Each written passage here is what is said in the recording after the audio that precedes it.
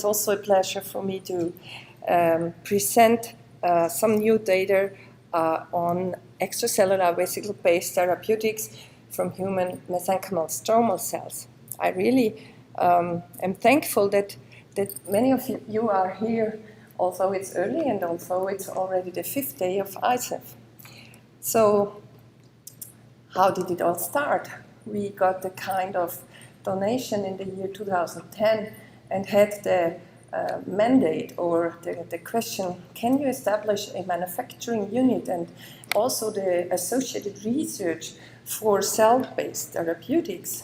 Because in this time the dogma existed that you might use intact viable cells to repair damaged tissues or organs.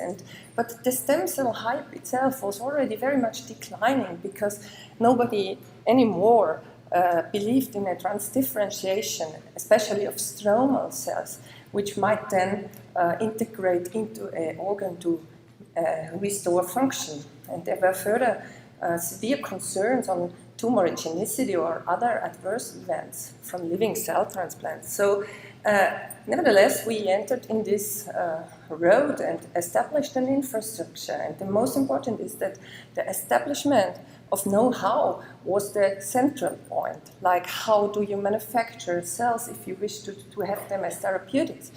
How do you develop a biological product? And what are the associated regulations for clinical evaluation?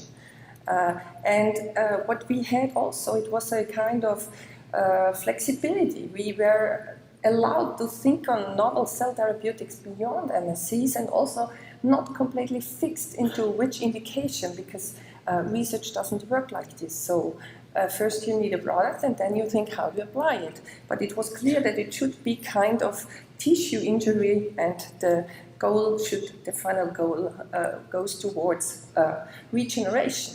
And so after really establishing even the building, which didn't exist in 2011, we had to really establish right from the scratch. And we could enter a clinical phase 1-2A study in 2015 to apply MSCs in multiple sclerosis. But if you wish how it really began, then I tell you some secrets. So, you should always have at least some envelope for silk ties with you in order if you don't have a paper or something to write on. Because the really very, very first plans for this center we established were in the inner side, written in a nice session of my silk tied envelopes because we lacked paper. So we tried to establish these plans, and then we ran out of the silk tied envelope, and so we used a napkin to draw the first map of a GMP unit with the 4 clean rooms and the office, quality control, and cryo storage. And this map did not basically change very much. If you see now, it's the same with the 4 clean rooms, the office and storage area and quality control lab. And the most important was that it's not only needing paper or something to draw on, but it's really to have good colleagues and energetic experts and to make such an endeavor. And so, since 2010, I have the privilege to work with Mario, and he was one of the driving force, really brilliant thinkings and plannings and organization. So without Mario, I wouldn't stand here. This has to be mentioned. And he also was the one to suggest, why don't we go for a next generation cell therapy and using only this weird and extracellular vesicles, because it's a completely weird concept I've never heard. And this was in 2012. And with the therapeutics concept, which we then developed since 2012, we really tried to tackle the unmet medical need of patients either with hearing loss and trauma due to cochlear implantation, or tendon injury, or bone regeneration problems, or also spinal cord injury.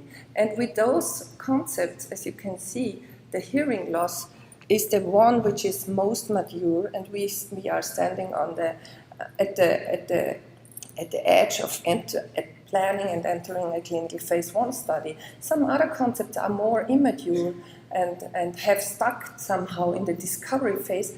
And what we also did was to use the GMP material which we produced and also tried to give it to patients with a desperate situation like amyotrophic lateral sclerosis. This always relies on if physicians come and tell you, please, do you have something? These patients will die.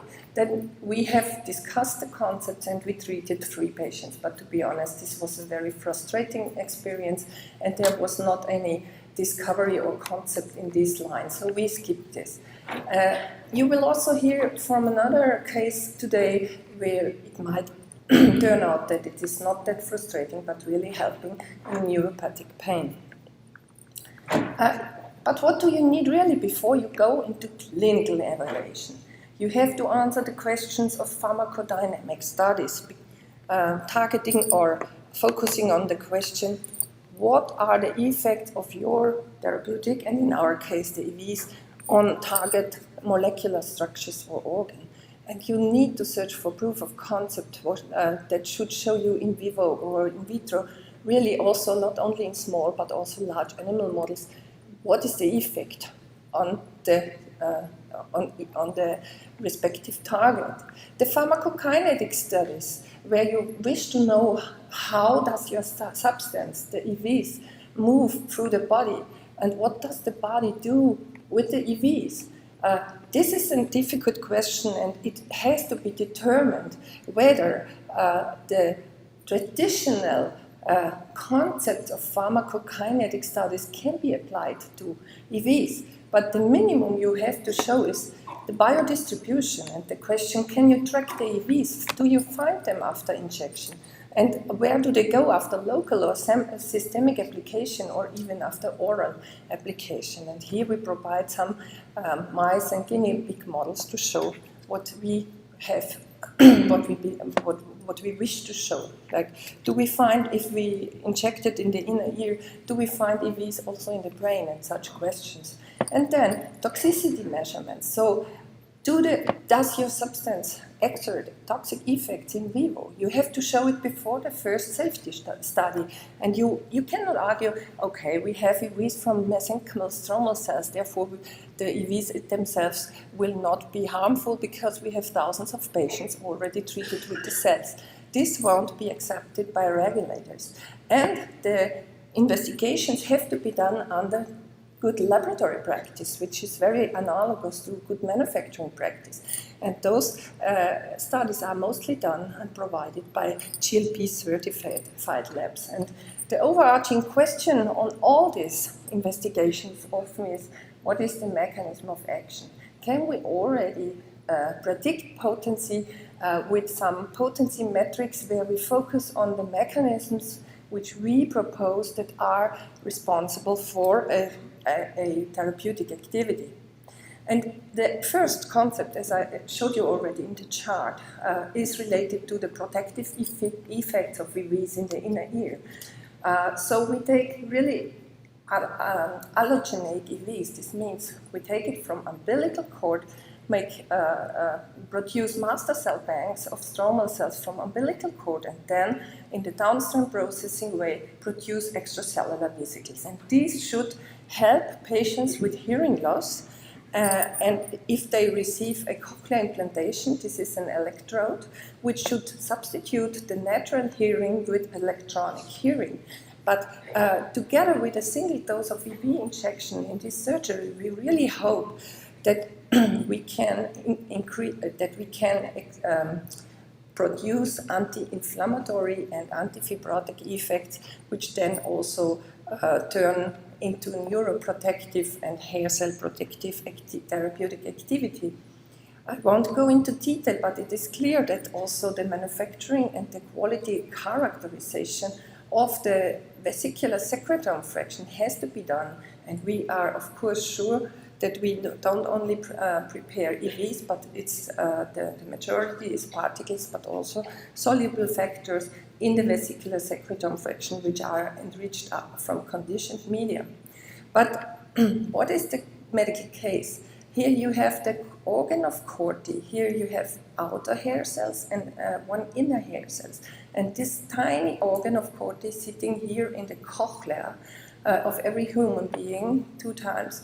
And the cochlear implant should then produce an electronic signal which goes to the hearing nerve. And if this electronic signal is hampered by a fibrotic envelope over the electrode, then you reduce your artificial hearing again. And this is very bad for the patients. And about 20% of cochlear implantation patients suffer from this fibrotic isolation and also foreign body reaction and continuous inflammation in this situation. Therefore, we searched for the proof of concept that we can show that the EVs have the pharmacodynamic effect with microglia BV2 cell lines, where the presence of EVs downregulates NF-kappa B phosphorylation. Yeah? And so this was first indication for anti-inflammation in presence of EVs. We did investigate in mouse experiments the hearing preservation. So these mice had a sound damage. Then the investigators in medical school Hanover waited for 3 days, applied extracellular vesicles in the cochlea, and so in comparison to an intact organ of Corti, the noise animals which received EVs could have restored small anatomy with outer and inner hair cells. This is not the case with artificial perilymphatic liquid, and even the hearing capacity, which is very good in the shown here in this chart, you need not that much sound pressure level, and the electronic response in the auditory brainstem responses showed that with the EV injection, 3 days post-noise, you have a better hearing compared to the control animals. But we also searched for the antifibrotic effects. And here we could prove that the scaring around inserted electrodes in guinea pigs works. You see it here in the image that the non-EV mice had higher signals in green fluorescence protein, and the treated animals had reduced fibrosis and also reduced fibrotic score. But it was really difficult because we were forced to mimic the treatment of real patients. So regulators say you cannot only inject the EVs in the cochlea, although this cochlea is so tiny that you only inject 1 microliter of EV preparation, but you have to mimic the treatment in patients. So please show us this situation if you insert a dummy electrode. And then the next really important question was, is the fibrotic envelope really affecting the hearing, and is it better in the animals if they don't have this fibrotic envelope? And so we really could show this, that here is the electrode. You see that there is no fibrosis around. We see even in the Corti organ and Reisner membrane, we see some remaining fluorescence activity which might be associated to the EVs.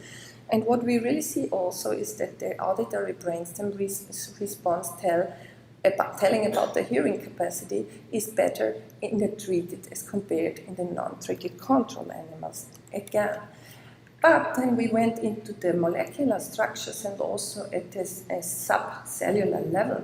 And here, again, 3 auditory hairs, 3 outer hair cells and 1 inner hair cell. And the injected EVs have associated in these nice hair tips of the hair cells in the organ of Corti.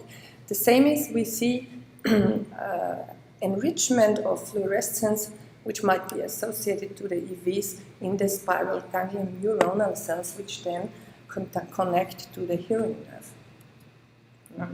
We had to enter and check the local biodistribution, and these are the mice injected post-euthanasia. And here, of course, it's not in this stack.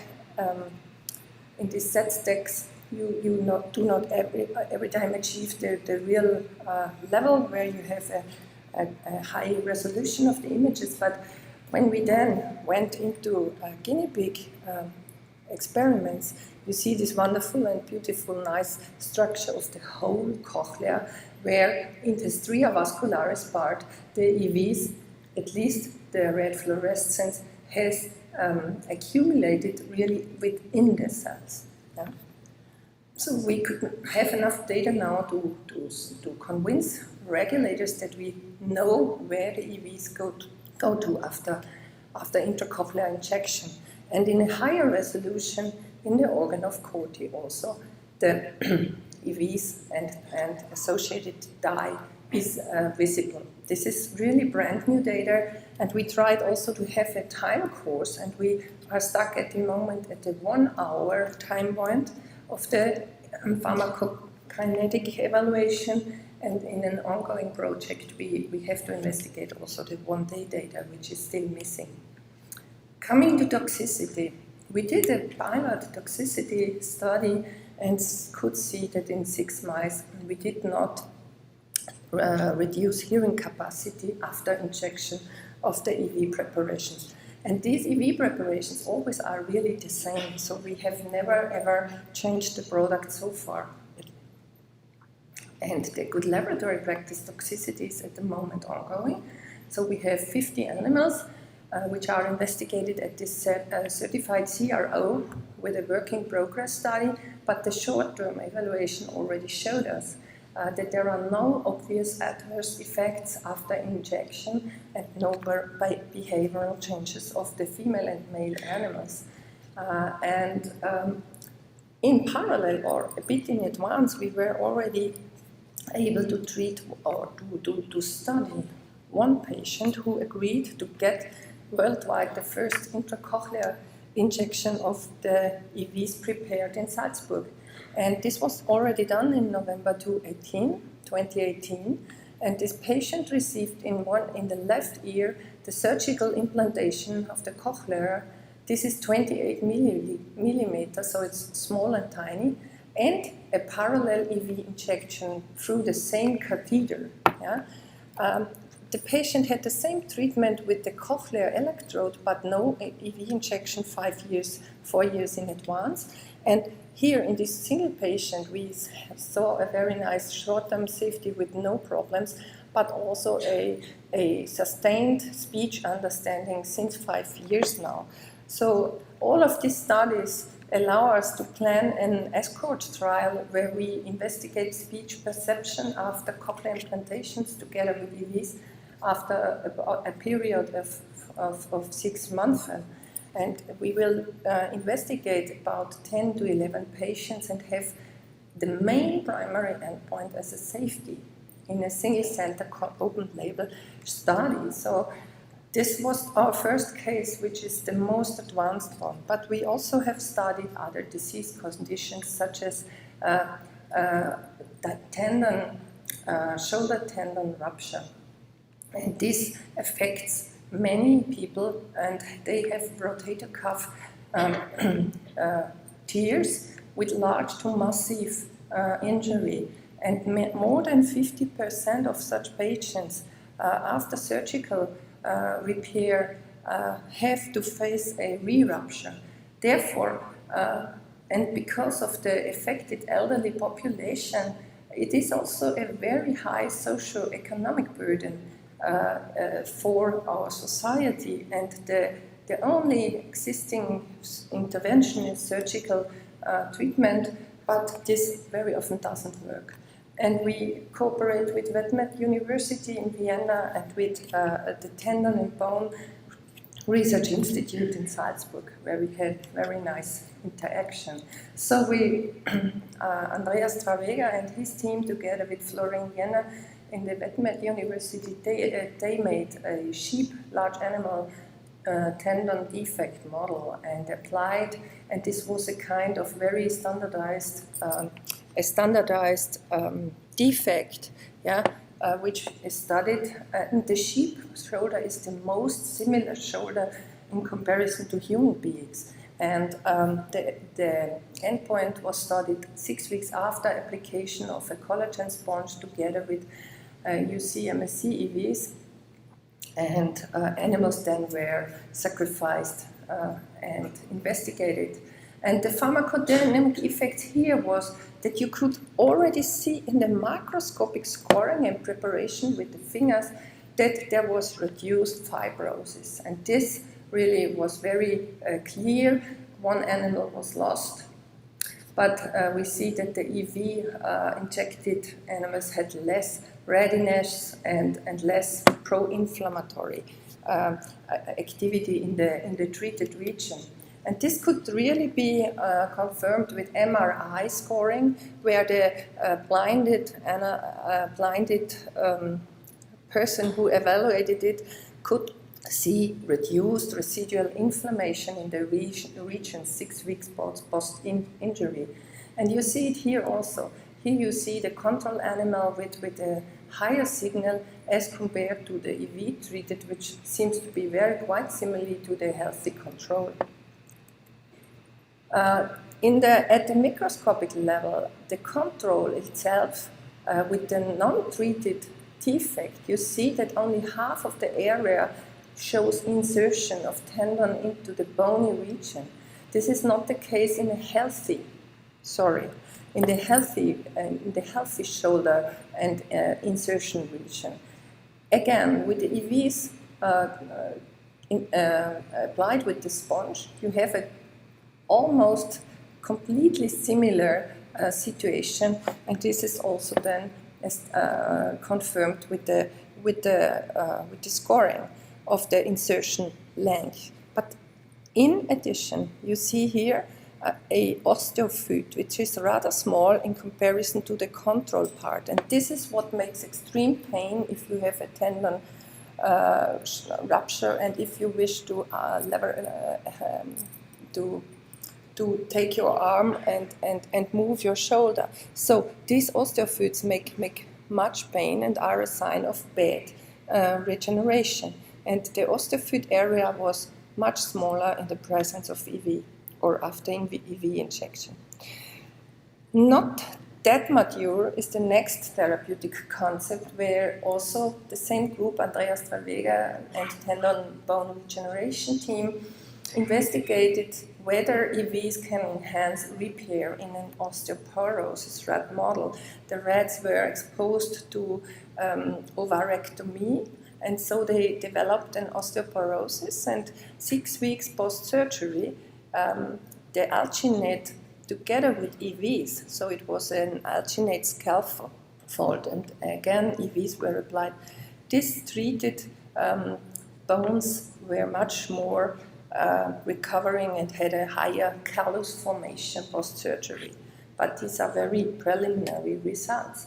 And the fourth concept we were studying was the role of EVs in the function after spinal cord injury, and here the concept was EVs might reduce fibrosis, inflammation, edema formation, and thus reduce the secondary damage after spinal cord injury. And it was studied in an acute model with a contusion injury at the thoracic level of rats, and EVs were either injected intravenously or intralesionally, very close to the center, to the epicenter of the contusion.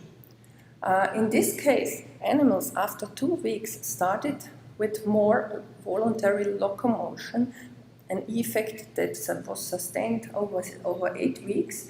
And so we could really see that functional recovery after local injection only, and not after systemic injection of human EVs in the rat model, the functional recovery was increased. So now you have a picture over the 4 therapeutic concepts we are following, but the most recent treatment experiment we performed with a patient is a case which I wish to share with you.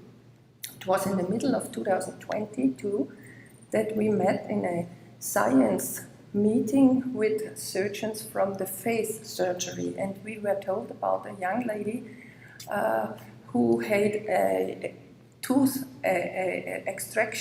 extraction of the molar number 8, which is the wisdom tooth. And after this, she was 17 years at this time. She had troubles with unmanageable pains, scarring, and nerve compression of the nervus alveolaris, which is responsible for the sensitivity of the whole region until to the lip of the middle of your lips.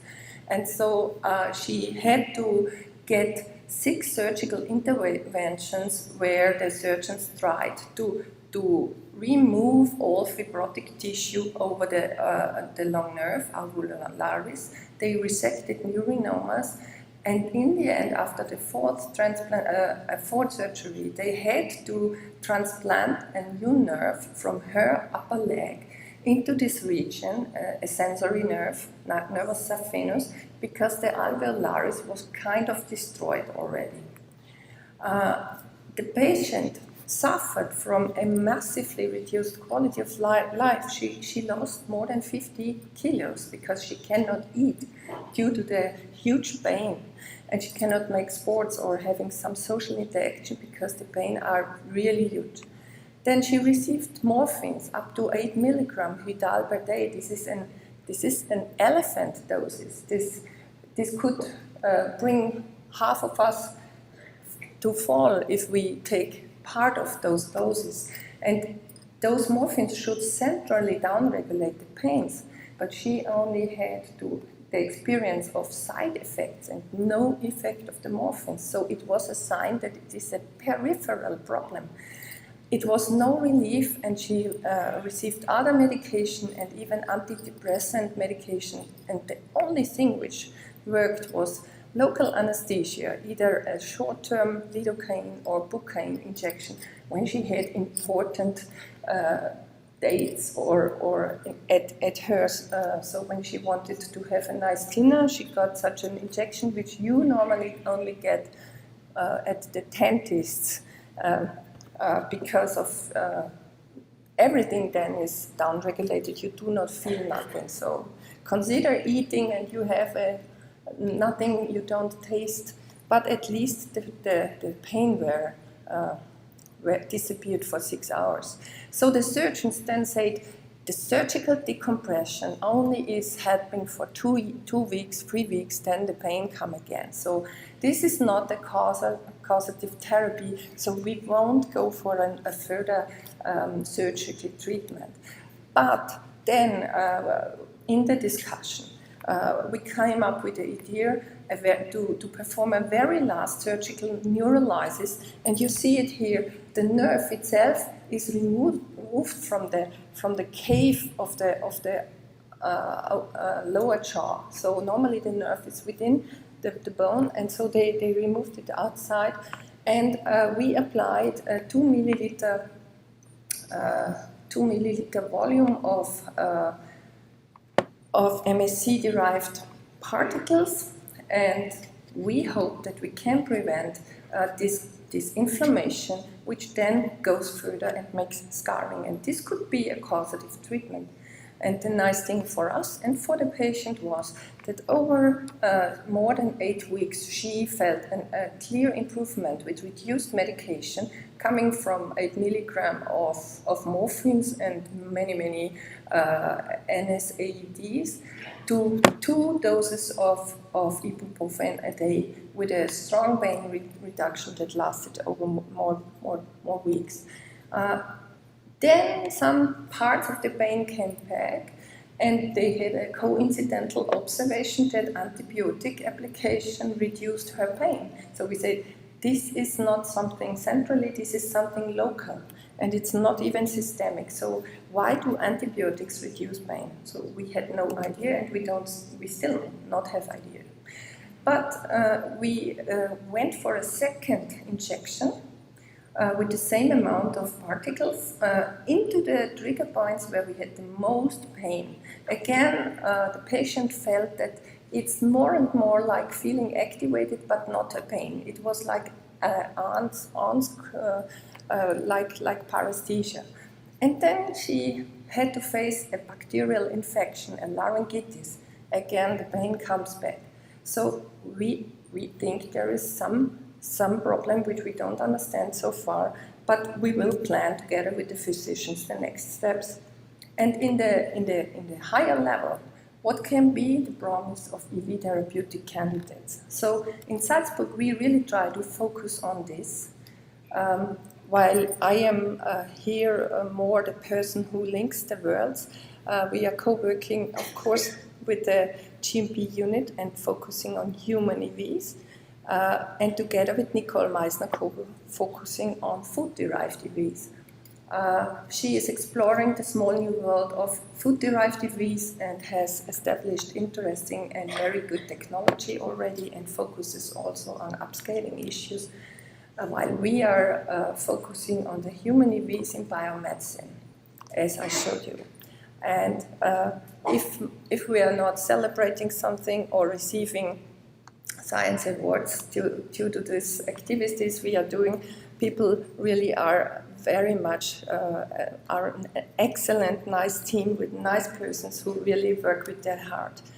And I hope I could show you somehow how the pathway or the road can be done and can be. So what can be a roadmap to from the product to clinical application and evaluation. And with this, I thank you for your attention.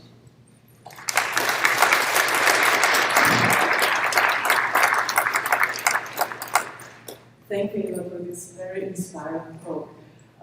We're a little bit over time, but I think that just let's have a few short questions. Try to be short and focused, and then more people can ask something.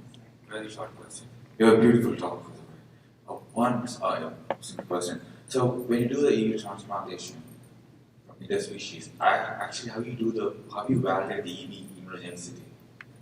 The immunogenicity caused by the EVs. At least we know that they do not express HLA class 1 or 2. We are aware that they can be immunogenic, and that's why we also tried, we investigated with the patients who receive repetitive injections. We have first searched whether there are already antibodies in the system against some like HLA class 1 or 2 structures. This is the first. We have seen in T cell proliferation assays that the MSC-EVs rather down-regulate T cell proliferation, and so the immunogenicity is an issue, and we would always focus on it. But so far, in that patients which we treated, who we treated, we have not observed anything so far. But it could be an issue, and also allergic or anaphylactic reactions. So it's not trivial. Thank you. Good question. Good question. So, as always, a really great talk and very nice work. I was trying to follow what you think the mechanism of action. You have 4 or 5 different clinical indications, and you use the term anti-inflammatory and anti-fibrotic. Mm-hmm. Do you think, or what's your data suggest that EVs are doing in each one of those situations?